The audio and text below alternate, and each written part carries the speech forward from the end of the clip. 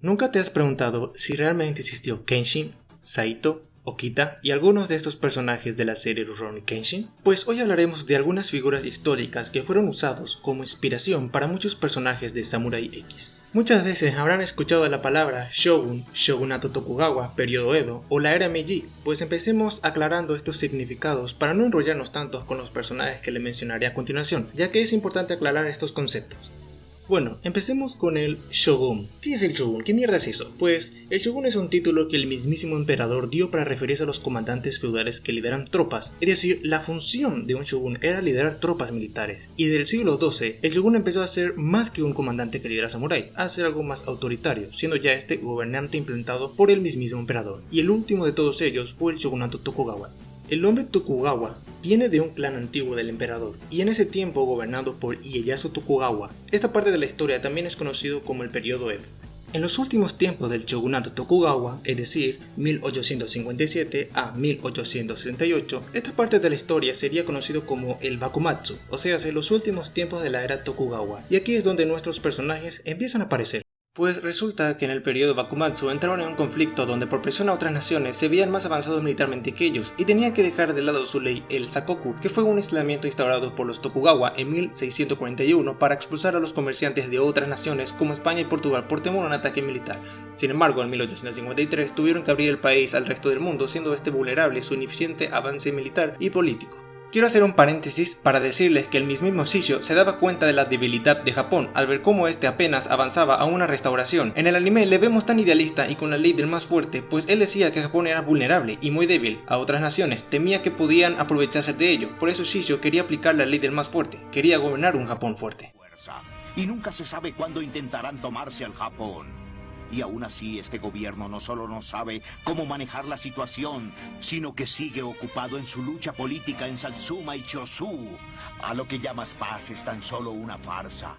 Pues esto provocó que algunos civiles presentaran su descontento en varias partes de Japón, dividiendo así en dos bandos, los que proclamaban una reforma social que fueron apoyados por los Ichinchichi, compuesto por activistas políticos, civiles y feudales que apoyan al emperador, es decir, Team Kenshi Himura. Y los que suponían la reforma social serían las fuerzas del Bakufu, y estos eran el Shinsengumi, Team Hajime Saito. Así es, dos ideales muy fuertes en medio de la guerra. Los Ichinchichi querían una reforma que aspiraban a la restauración Meiji. Dentro del Ichinchichi tenemos a Okubo Toshimichi, que es uno de los estrategas y una de las figuras clave para la restauración Meiji, tanto así que en la actualidad se le considera padre del Japón moderno. Mucha similitud con el Okubo del anime, puesto que también el de la vida real falleció en 1868 por causa desconocida, pero se sospecha que fue por causas políticas.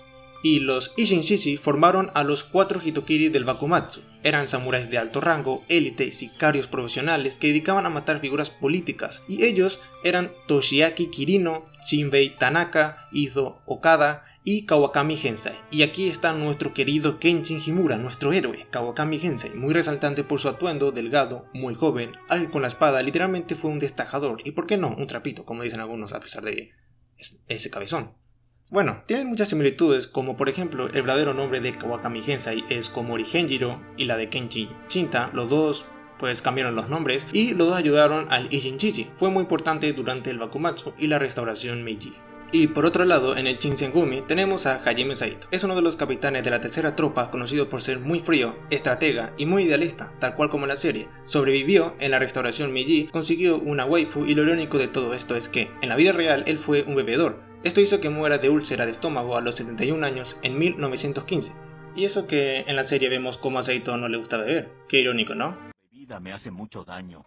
¿Daño?